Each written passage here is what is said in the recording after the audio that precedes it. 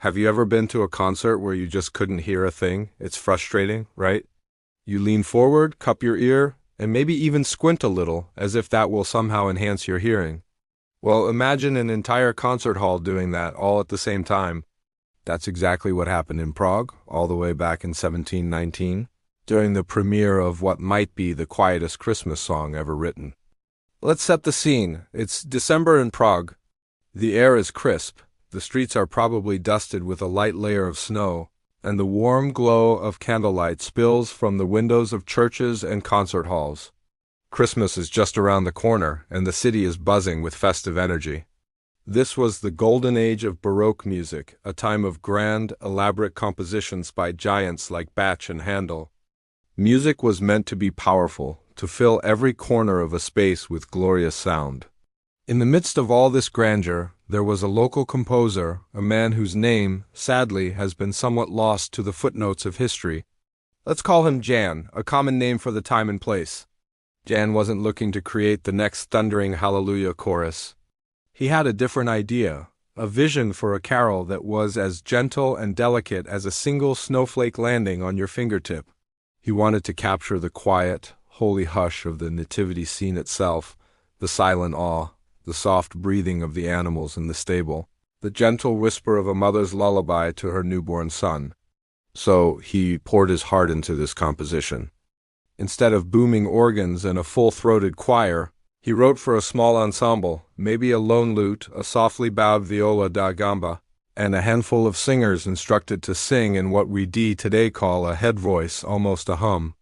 The melody was simple, ethereal, and incredibly soft. He was proud of it. He believed its subtlety was its strength. The night of the debut arrived. The concert hall was packed. The city's music lovers, dressed in their finest winter attire, settled into their seats, anticipating a night of festive, soul-stirring music. The program featured several pieces, all of them suitably grand and celebratory. Then it was Jan's turn. The conductor raised his baton, the audience quieted down, and the music began. Or, at least they thought it began. From the back of the hall, you could barely hear a thing. It was more like a rumor of music than the music itself. A faint, almost imperceptible thread of melody drifted through the air.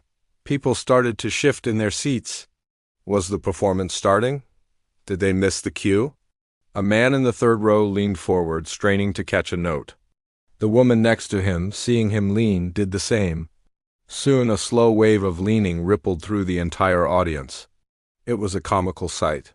Hundreds of people, all bent forward at the waist, their faces a mixture of confusion and intense concentration. Some people started squinting. Now, we all know squinting doesn't improve your hearing, but in that moment of collective confusion, it seemed like a perfectly logical thing to do. If you can't hear it, maybe you can *C* it better? The singers on stage were clearly singing, their mouths opening and closing, but the sound they produced was so delicate it was almost swallowed by the vastness of the hall before it could reach the back rows.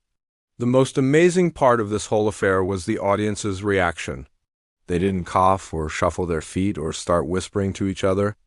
This was Prague in the 18th century, and they were a polite, discerning audience. They recognized that something was happening on stage, and they were determined to be a part of it. So they just nodded along. They'd catch a note here, a faint chord there, and they'd nod thoughtfully as if they were absorbing every nuance of the piece. You'd see someone in the balcony catch a fragment of a melody, and they'd nod sagely to their companion, who would nod right back, even though they probably heard a completely different fragment or nothing at all. For the entire duration of the carol, the hall was filled with the strange, silent ballet of leaning, squinting, and nodding. The musicians on stage, seeing the audience's intense focus, probably thought their piece was a resounding success. They must have thought, "Wow, they are truly captivated by the subtle beauty of our performance." They played and sang with even more gentle precision, making the already quiet piece even quieter.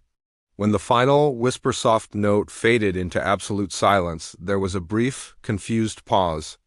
Then a polite, if somewhat muted, applause broke out. People clapped, not out of thunderous appreciation, but more out of respect for the effort, and perhaps relief that the straining was over. As you can probably guess, Jan's Quiet Carol never became a Christmas hit. It didn't get sung by carollers on snowy street corners or become a staple of festive concerts. It was, for all intents and purposes, a commercial failure. It was simply too gentle for its time, too subtle for the grand concert halls it was performed in. It was a beautiful secret that was told in a voice too soft to be heard. But here's the wonderful twist. The story survived. While the music itself faded into obscurity, the event did not. It was recorded in local archives and musicians' journals, not as a musical triumph, but as a memorable curiosity. It became known as the quietest Christmas song ever attempted. The story was passed down, a charming anecdote about the composer who dared to whisper in an age of shouting. And isn't there a beautiful lesson in that? Jan's creation didn't achieve popularity in the traditional sense, but it achieved a different kind of immortality. It became a legend, a delicate reminder that creativity doesn't always have to be bold and loud to make an impression. Sometimes, the most memorable things are the ones that make us lean in a little closer, the ones that force us to be quiet and really, truly listen. It reminds us that impact isn't always measured in volume.